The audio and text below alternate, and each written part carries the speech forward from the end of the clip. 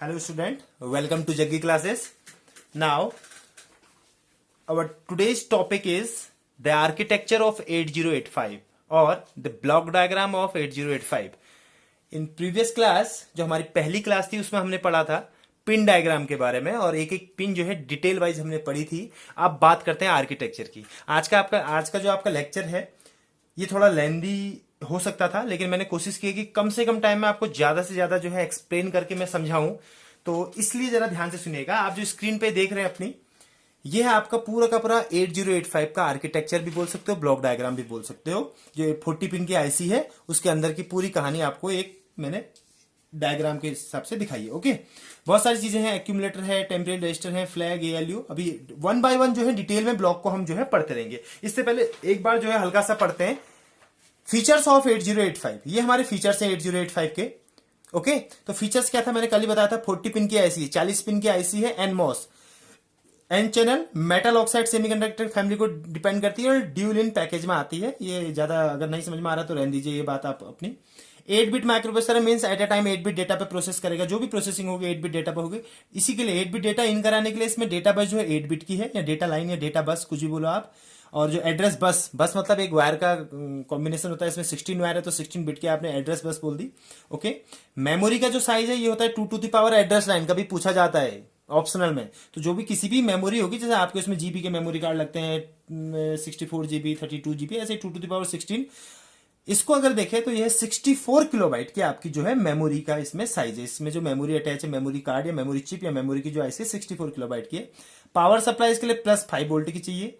Clock frequency 3 megahertz. Clock frequency मैंने पहले ही बताया था. इसको पिन नंबर 1 और पिन नंबर 2 जो इसकी है, पिन डायग्राम जो पहला हमारा लेक्चर था उसमें हमने देखा था. ऐसे 10 की एक बाइनरी की स्ट्रीम जाती है. ये जो पल्स है इसको क्लॉक पल्स बोलते हैं. तो क्लॉक फ्रीक्वेंसी जो इसकी है 3 मेगाहर्ट्ज. ओके, और 3 मेगाहर्ट्ज जैसा भी आपका फोन होगा, आप बोलते हैं ना 1.2 गीगाहर्ट्ज का प्रोसेसर है, तभी ये बात होती थी मेगाहर्ट्ज में. Okay, provide 74 instruction. इसमें लगभग 74 जो है आपके इंस्ट्रक्शन हैं जिनसे हम प्रोग्रामिंग करेंगे.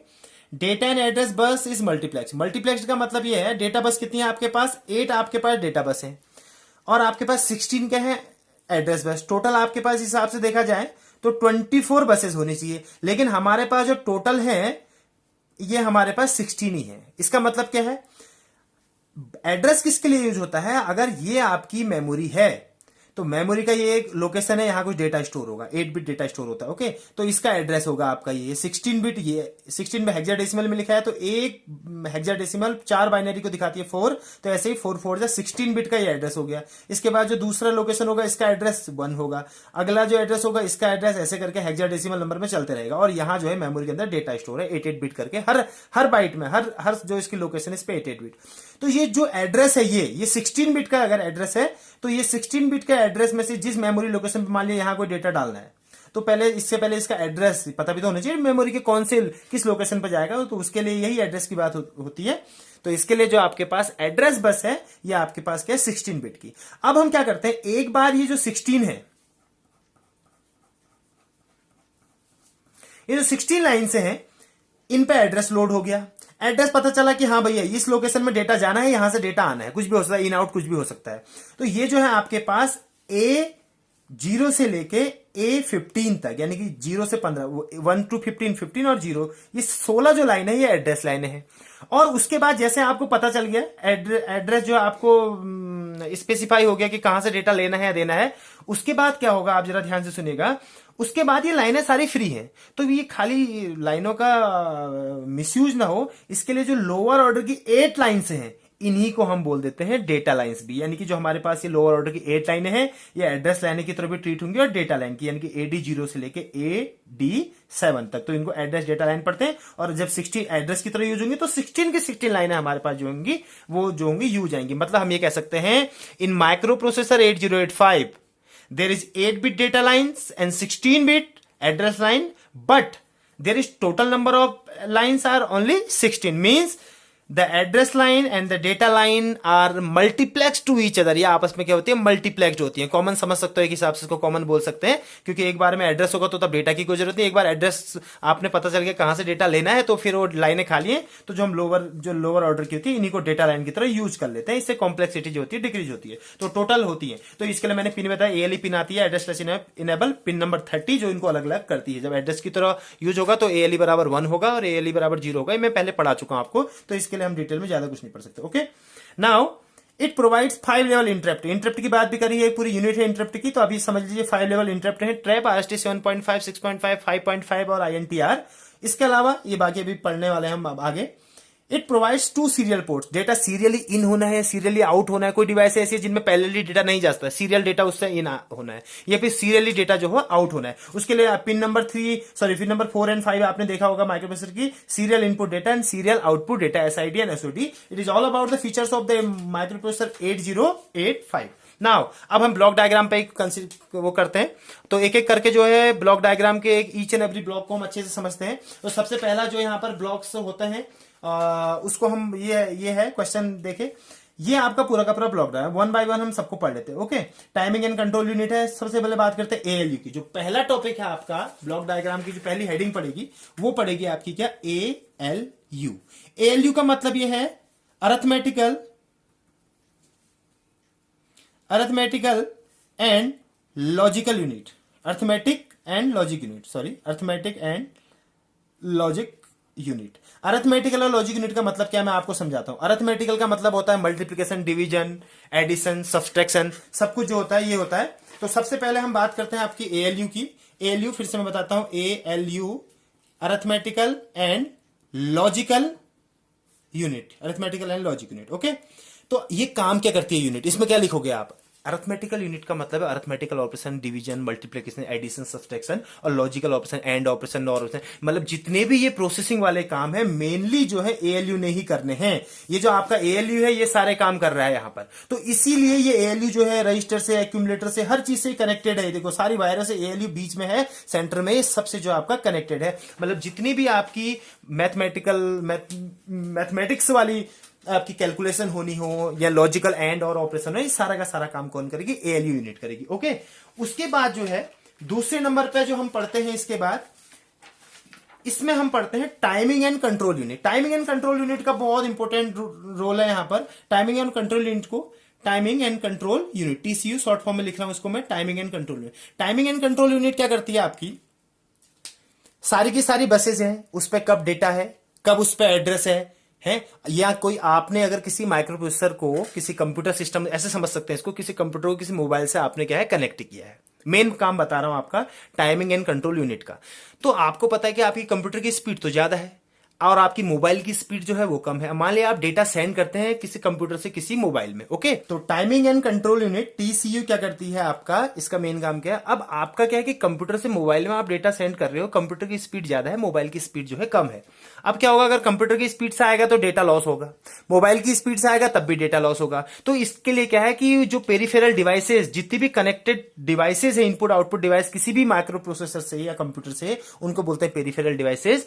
तो इस वक्त जो है इन दोनों के बीच में क्या होना चाहिए, सिंक्रोनाइजेशन। डीएमए है, कुछ भी आपकी पेरिफेरल डिवाइसेस हो, तो सिंक्रोनाइजेशन, तालमेल बैठाने के लिए ये टाइमिंग एंड कंट्रोल यूनिट का यूज होता है। इसके लिए बहुत सारे स्टेटस सिग्नल है, टाइमिंग सिग्नल है, डिले करना है डेटा सेंडिंग की स्पीड को, या डेटा इन की स्पीड को फास्ट करना है, स्लो करना है, तो उसके लिए जो आपका यूज होता है main timing and control unit का मेन काम जो है यही है। इसका पूरा नाम क्या है, TCU, timing and control unit. Okay, तो और टाइमिंग एंड कंट्रोल यूनिट इसमें कहां पर है, आप ये ब्लॉक डायग्राम अगर इसको देखो तो ब्लॉक डायग्राम के हिसाब से आप इसको ऐसे समझ सकते हैं। ब्लॉक डायग्राम में ये है आपकी टाइमिंग एंड कंट्रोल यूनिट। इसमें बहुत सारे देखो कौन कौन से सिग्नल इससे कनेक्टेड रहते हैं, मैंने पिन डायग्राम में आपको सब पढ़ा चुका हूं। X1 X2 क्लॉक सिग्नल है, इसके अलावा क्लॉक आउट है, रेडी है, रीड है, राइट है, एएलई है, S0 S1 input out memory bar, HOLD hold, HLD है, रिसेट इन रिसेट आउट, ये सारे के सारे टाइमिंग कंट्रोल करते हैं। ओके, टाइमिंग है और आपका मीन्स द मेन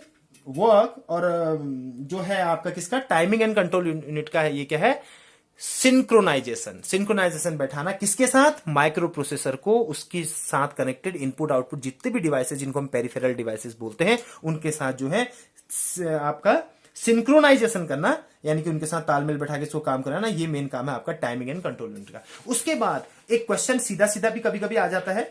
क्या आ जाता है? ये जो आप देख रहे हो ये रजिस्टर्स हैं। क्या है? आपके रजिस्टर्स हैं। रजिस्टर्स क्या होते हैं और मेमोरी क्या होती है? इसमें थोड़ा कुछ ज्यादा फर्क है नहीं। मेमोरी भी डेटा को स्टोर करती है भैया, और ये जो रजिस्टर है WZ BC DE HL और स्टैक पॉइंटर प्रोग्राम काउंटर, ये भी कुछ ना कुछ एड्रेस या डेटा को स्टोर करते हैं। ओके, तो एड्रेस और इसमें फर्क क्या है? फिर जो एड्रेस होता है, सॉरी, जो रजिस्टर्स होते हैं वो डेटा को टेम्परेली होल्ड करते हैं, जबकि मेमोरी में उसको लॉन्ग टाइम या हमेशा के लिए परमानेंट जो है डेटा को क्या किया जाता है? आपका स्टोर किया जा सकता है या जाता है, अगर बात करें रोम की तो। ओके, तो रजिस्टर्स भी डेटा को स्टोर कर रहे हैं, मेमोरी भी डेटा को स्टोर कर रही है। फर्क सिर्फ इतना है कि रजिस्टर के लिए कोई भी लोकेशन नहीं है, ये बाय डिफॉल्ट है, नाम से जाने जाते हैं BCDEHL और 2 WZ। और सबसे पहले हम बात अब करते हैं रजिस्टर्स की। शुक्र जरा ध्यान से सुनिएगा। हाँ, तो अब हम सेकंड जो टॉपिक पढ़ रहे हैं इसका, ये क्या कर रहे हैं? Third, sorry, registers of 8085। सबसे पहले इसमें जो रजिस्टर्स आता है, ब्लॉक डायग्राम के हिसाब से अगर आप देखना चाह रहे हो तो यहां पर एक वर्ड लिखा है आपने एक्यूमुलेटर। अगर देखे तो इसको एक्यूमुलेटर बोलते हैं और रजिस्टर ए भी बोलते हैं, ये भी एक रजिस्टर है। इसके अलावा WZ BCDEHL ये भी सारे रजिस्टर्स हैं। स्टैक पॉइंटर प्रोग्राम काउंटर भी है। तो जो हमारे रजिस्टर्स हैं इसमें सबसे पहले आता है आपका जनरल पर्पज रजिस्टर्स। कौन से? जनरल पर्पज रजिस्टर, GPRS बोलते हैं। जनरल पर्पज रजिस्टर्स कौन कौन से आपके? ये रजिस्टर्स का जो ब्लॉक डायग्राम में बनाया था वो बनाया था। इन दोनों को छोड़ देते हैं, W और Z को। कौन कौन से हैं? BCDEH और L, ये हैं आपके जनरल पर्पज रजिस्टर्स। रजिस्टर्स हैं, डेटा को स्टोर करते हैं, टेम्परेली होल्ड करते हैं। तो कितना डेटा स्टोर करते हैं? तो B हो, C हो, D हो, E हो, HL हो, कोई सा भी हो, ये सारे के सारे 8 बिट जो है डेटा को स्टोर करते हैं, डेटा को टेम्परेली होल्ड करते हैं। ओके, इसके साथ साथ है W और Z। लेकिन जो ये वाले हैं इसका यूज, ये सारे के सारे आपके हैं तो सारे के सारे डेटा को स्टोर करते हैं, लेकिन इनमें से ये जो है यहां से लेके यहां तक BCDHL, ये क्या करते हैं? ये यूजर यूज करता है, मतलब जो प्रोग्राम बना रहा है प्रोग्रामर द्वारा यूज किए जाते हैं। और जो W और Z है ये भी 8 यानी कि 8 बिट के रजिस्टर है, लेकिन इनको जो है माइक्रो प्रोसेसर खुद के यूज के लिए यूज करता है। ओके, तो general purpose, total number of general purpose registers कितने हमारे पास? 6, यानी कि 6 number of general purpose registers. और इनका जो साइज है वो है आपका 8 बिट का। ओके, नाउ अभी हमने बात करी थी एक्यूमुलेटर की। ये क्या है? अब इसका जो दूसरा पार्ट है ये है आपका एक्यूमुलेटर। एक्यूमुलेटर, और इसको सिंपली रजिस्टर ए भी बोलते हैं भैया। एक्यूमुलेटर को क्या बोलते हैं? रजिस्टर ए। रजिस्टर ए भी क्या है? इसका जो साइज है ये भी 80 बिट का है, 8 बिट का ही रजिस्टर है। लेकिन सबसे इंपॉर्टेंट चीज बात क्या है, एक्यूमुलेटर का मेन वर्किंग बताऊं। एक्यूमुलेटर किसी भी माइक्रो प्रोसेसर द्वारा एग्जीक्यूट किए गए किसी भी प्रोग्राम का जो रिजल्ट है उसको स्टोर करता है। कौन? एक्यूमुलेटर। ये एक 8 बिट का रजिस्टर है। एक्यूमुलेटर माइक्रो प्रोसेसर द्वारा परफॉर्म किए गए किसी भी प्रोग्राम के रिजल्ट को स्टोर करता है। मीनिंग क्या है? आपने बोला कि सर एक प्रोग्राम बनाओ 5 में 3 ऐड करने का with the help of micro processor, और आंसर आया कितना? 8। ये 8 कहां स्टोर हो जाएगा? ये स्टोर हो जाएगा सीधा का सीधा एक्यूमुलेटर में। तो एक्यूमुलेटर क्या करता है? आपके डेटा को स्टोर करता है। इसके अलावा इसका एक और इंपॉर्टेंट काम क्या है? ये तो पहला काम बताया मैंने को, most important work of the accumulator. Second thing is that कि आपने सपोज आपने कहा 5 में 3 ऐड करना है। ओके, तो आपने इनपुट कराया, आपने 5 इन कराया, तो ये किस में स्टोर होगा? इन्हीं, ये जो टेम्परेरी रजिस्टर है BCD इनमें से किसी में स्टोर हो जाएगा। मान लिया सपोज हम बात करते हैं B में ऐड स्टोर हो गया। उसके बाद जो 3 है ये कहां होगा? इन ये दिए गए डेटा में से जो एक डेटा है ये कहां स्टोर करना पड़ता है आपको? एक्यूमुलेटर में। ये प्रोग्रामिंग करनी पड़ती है इसके लिए। तो आप ये दूसरा डेटा कहां स्टोर होगा? एक्यूमुलेटर में। उसके बाद मान लिया इन दोनों को जोड़ने का एडिशन का प्रोग्राम है, तो ऐड होने के बाद जो रिजल्ट है, पहले एक्यूमुलेटर में 3 स्टोर हुआ, जैसे प्रोग्राम कंप्लीट हुआ, अब आपका जो आंसर है 8, तो एक्यूमुलेटर चेंज हो जाएगा। पहले एक्यूमुलेटर में कितना स्टोर था? आपने 3 किया सपोज। उसके बाद जैसे आपका रिजल्ट आया तो रिजल्ट कितना है आपका? 8, तो एक्यूमुलेटर चेंज हो जाएगा और उसमें क्या स्टोर हो जाएगा? 8। यानी कि कोई भी 2 डेटा जिन पर वर्क करना है उसमें से एक हम मैक्सिमम केस पे किस पे स्टोर करते हैं? पहले एक्यूमुलेटर का यूज करते हैं। तो ये था एक्यूमुलेटर। इसके बाद इसमें है आपके पास SFR बोलते हैं special function register. Special function register आपके पास 2 हैं। एक है आपके पास SP, इसको बोलते हैं स्टैक पॉइंटर, और दूसरा है PC को बोलते हैं program counter. Okay, stack pointer और प्रोग्राम काउंटर। अब ये दो रजिस्टर क्या है, स्टैक पॉइंटर है और दूसरा है आपके पास प्रोग्राम काउंटर। ये 16 बिट के रजिस्टर हैं, डोंट फॉरगेट। ये कितने बिट के रजिस्टर है, 16। अब मैं ये एग्जाम में क्वेश्चन आता है explain stack pointer and program counter, अलग अलग भी पूछ सकता है और दोनों को कंबाइंड भी पूछ सकता है। तो अब आपको मैं बता दूं कि पहले पढ़ते प्रोग्राम काउंटर क्या है। पीसी बोले तो प्रोग्राम काउंटर। प्रोग्राम काउंटर क्या है, एक 16 बिट रजिस्टर है। कितने बिट का है, 16 बिट का रजिस्टर है। अब भैया प्रोग्राम काउंटर करता क्या है, ये एक क्वेश्चन आता है कि प्रोग्राम काउंटर का यूज क्या है, प्रोग्राम काउंटर कैसे काम करता है। सपोज आपने एक प्रोग्राम बनाया, प्रोग्राम क्या होता है, एक इंस्ट्रक्शन ये था, एक अगला इंस्ट्रक्शन ये था, ये कई सारे 6-7 इंस्ट्रक्शन यूज हुए, 4-5 कुछ इंस्ट्रक्शन यूज हुए, ये कोई एक प्रोग्राम बन गया। तो माइक्रो प्रोसेसर सबसे पहले इस वाले निर्देश को पढ़ेगा, इंस्ट्रक्शन को पढ़ेगा, उसकी तरह वर्क करेगा, फिर नेक्स्ट पे जाएगा, फिर नेक्स्ट पे, फिर नेक्स्ट पे, ऐसे करके पूरा प्रोग्राम कंप्लीट हो जाएगा। तो प्रोग्राम काउंटर क्योंकि आपको पता है ये 16 बिट का एड्रेस है, सॉरी 16 बिट का आपका रजिस्टर है, इसका मतलब ये कितने डेटा स्टोर कर रहा है, 16 बिट। तो 16 बिट का तो हल्का आइडिया लगता है कि 16 बिट का तो एड्रेस होता है, यानी कि ये एड्रेस को स्टोर करता होगा। लेकिन कौन से एड्रेस को स्टोर करता होगा मैं बताता हूं। ये जो भी इंस्ट्रक्शन आपके किसी भी प्रोग्राम में है, जिस वक्त एक इंस्ट्रक्शन जो है माइक्रो प्रोसेसर द्वारा एग्जीक्यूट हो रहा होता है, ठीक उसी वक्त इसके बाद जो इंस्ट्रक्शन एग्जीक्यूट होना है, इस इंस्ट्रक्शन का जो एड्रेस है 16 बिट का, उसको जो है प्रोग्राम काउंटर स्टोर करता है। Again I repeat, program counter is the 16 bit register. और ये क्या कर रहा है, program counter is used to hold the memory address of the next instruction to be executed. जो कि अगला इंस्ट्रक्शन एग्जीक्यूट होना है माइक्रो प्रोसेसर द्वारा, अगला इंस्ट्रक्शन जो एग्जीक्यूट होना है उसका जो एड्रेस है वो प्रोग्राम काउंटर स्टोर करता है। नाउ दूसरी चीज क्या है आपका, एसपी स्टैक पॉइंटर।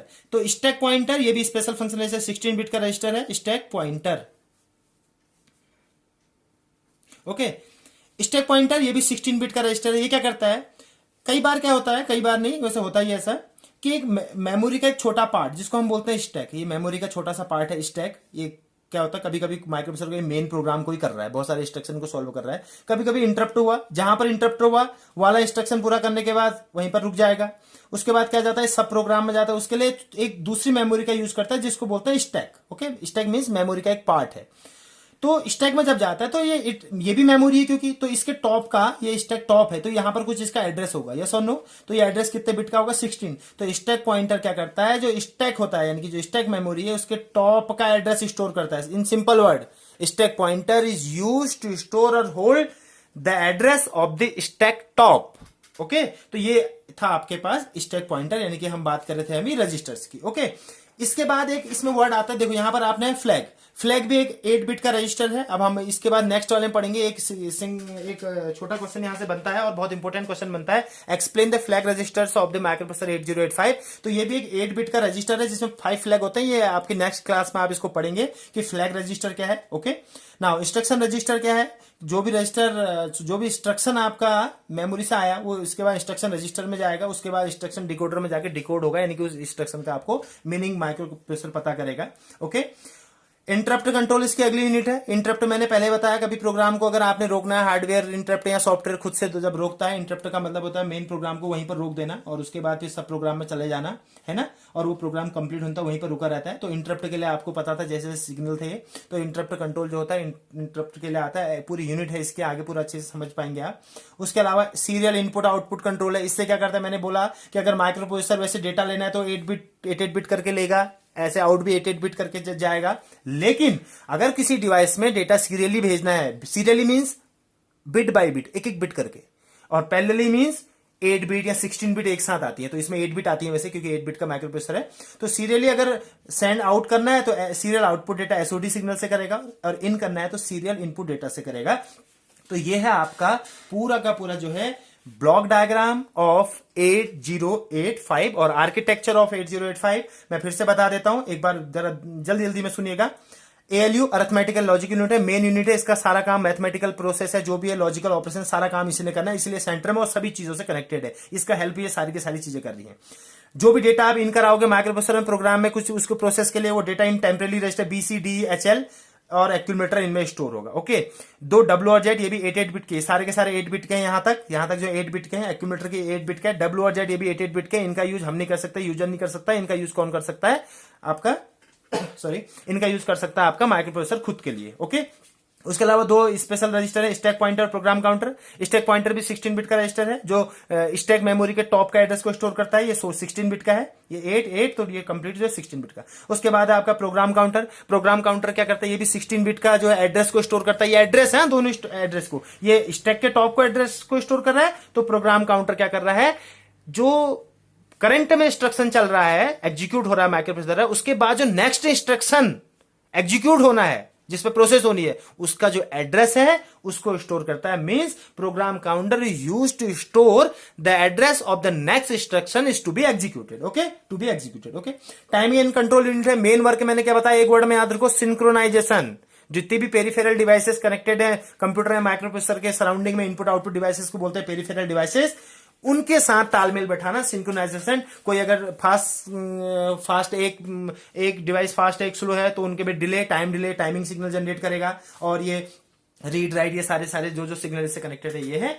और आपका ये इंक्रीमेंट डिक्रीमेंट रजिस्टर, वही मैंने आपको बताया, प्रोग्राम काउंटर को एक एक करके इंक्रीमेंट करते रहता है, ये यहाँ स्टोर हो जाएगा। उसके बाद एड्रेस बफर और डेटा एड्रेस बफर है। एड्रेस बफर में डेटा एक बार एड्रेस आपको पता चला, उसके बाद एड्रेस बफर में स्टोर हो जाएगा। और डेटा एड्रेस बफर में जो डेटा एग्जीक्यूट होना है, या जिस डेटा पे वर्क होना है, एग्जीक्यूट इंस्ट्रक्शन होगा, तो जिस डेटा पे वर्क होना है उसका काम होगा। और ये जो आपको एक थिक लाइन दिखाई दे रही है यहाँ पर, ये 8 बिट इंटरनल बसेस दिखा रही है। सारे के सारे जो एरो है ये बसेस है जो डबल में दिखाई दे रही है आपको, ये डेटा लाइन से है। और जो वन वे है, जो सिंगल है, जैसे बाई डायरेक्शनल दिख रहा है ना आपको, ये डेटा लाइन से है। और जो आपका यूनिडायरेक्शनल है, एक ही डायरेक्शन में जिनका एरो है, ये है आपकी एड्रेस लाइन है। तो ये पूरा का पूरा आपका जो है ब्लॉक डायग्राम यहाँ पर एक्सप्लेन हो गया है। अब इसमें मेन क्वेश्चन में फिर से बता देता हूँ फटाफट कौन कौन से बनेंगे अलग से। जो एक तो मेन क्वेश्चन यही आएगा जो 5 या 10 मार्क्स के लिए आता है, 5 या 10 मार्क्स या मैक्सिमम जितने मार्क्स के लिए जो बड़ा क्वेश्चन बन सकता है कि आर्किटेक्चर ब्लॉक डायग्राम बनाओ, इतना सा बनाना है और 1 बाय 1 करके आपको जो है सारी की सारी सब में थोड़ा थोड़ा करके एक्सप्लेन कर देना है। और आप बहुत अच्छे से इजी लैंग्वेज समझ भी गए होंगे। इसके अलावा क्या क्वेश्चन बन सकता है? एक्सप्लेन अबाउट द रजिस्टर, तो हेडिंग वही पड़ेगी आपका भैया, ये रजिस्टर से है। आपने रजिस्टर्स लिखा, आपने हेडिंग कैसे बनाई? रजिस्टर्स बनाए, तो सबसे पहले एक्यूमुलेटर के बारे में लिख दिया। दूसरा इसमें जनरल पर्पस रजिस्टर्स के बारे में लिख दिया। जनरल पर्पस रजिस्टर कौन से हैं आपके? ये वाले, ये सारे के सारे आपके कौन से जनरल पर्पस रजिस्टर्स हैं। ओके, और इसके बाद आपने लिखा स्पेशल फंक्शन रजिस्टर, जिसमें स्टैक पॉइंटर और कौन आएंगे? प्रोग्राम काउंटर आएंगे। ओके, इसके बाद और ये भी बोल सकते हो ये इंक्रीमेंट डिक्रीमेंट एड्रेस लैच, ये भी सारे और इंस्ट्रक्शन रजिस्टर हैं कि इंस्ट्रक्शन फैच होने के बाद जो है इनमें स्टोर होता है। इसके बाद रजिस्टर जैसे आपने कर लिया, एएलयू के बारे में आपने लिख लिया, and timing and control unit के बारे में आपने लिख लिया। इंटरप्ट के बारे में लिख सकते हो, इंटरप्ट कंट्रोल क्या होता है? जो भी कोई भी इंटरप्ट की अगर सिग्नल अवेलेबल होगा तो इंटरप्ट के द्वारा ये माइक्रो प्रोसेसर को दिया जाता है और इसके लिए ये सिग्नल जो है यूज होते हैं, जो कि हम पिन डायग्राम में ऑलरेडी क्या कर चुके हैं, पढ़ चुके हैं। ओके, उसके अलावा दूसरा क्वेश्चन क्या करता है कि फ्लैग रजिस्टर को बताओ। One of the most important topic जो कि हम नेक्स्ट क्लास में पढ़ने वाले हैं, हमारा फ्लैग रजिस्टर क्या है और इसके साथ साथ इससे रिलेटेड कुछ और चीजें नेक्स्ट क्लास होगी, बहुत इंपॉर्टेंट है, जिसमें आपको फ्लैग रजिस्टर्स के बारे में बताया जाएगा एक, और दूसरा बताया जाएगा एड्रेस और डेटा बस जो है आपस में मल्टीप्लेक्सिंग उनकी क्या है, कैसे कॉमन लेते हैं, कैसे क्या करते हैं, और इसी से रिलेटेड कुछ और। वो क्लास थोड़ा छोटा होगी, 15 से 20 मिनट की होगी। तो आई होप कि जो है आप इसको अच्छे से समझ रहे होंगे और स्क्रीनशॉट ले लेते रहिएगा आप जो भी हैं इसके। और एक बार फिर से कहूंगा, मेरी कोशिश ये है कि टाइम कम से कम ले, मेरे को समझाने के लिए मेरे पास बहुत है, लेकिन मैं चाहता हूं कि आप कम से कम टाइम में मैक्सिमम जो है आप समझ सकें। उसके लिए आप जो है पढ़ते रहिएगा, जो जो चीजें समझ में आती है इसका स्क्रीनशॉट लीजिएगा। और मैं आपसे एक चीज फिर से कहता हूं, अगर आपको वीडियो पसंद आए तो प्लीज लाइक कीजिएगा, सब्सक्राइब कीजिएगा, शेयर कीजिएगा, ताकि हम इसी तरह जो आगे को जो है आपको माइक्रो प्रोसेसर के बारे में और अदर जो है वीडियो वो भी दिखाया। इसी चैनल पर जग्गी क्लासेस में जो है 12th की जो है फिजिक्स सीरीज स्टार्ट हो रही है, आप उसको पढ़ सकते हैं। इलेक्ट्रोस्टैटिक्स से मैंने शुरू की है। तो thank you very much for watching this video, और ऐसे रहिए, मुस्कुराते रहिए, खुश रहिए।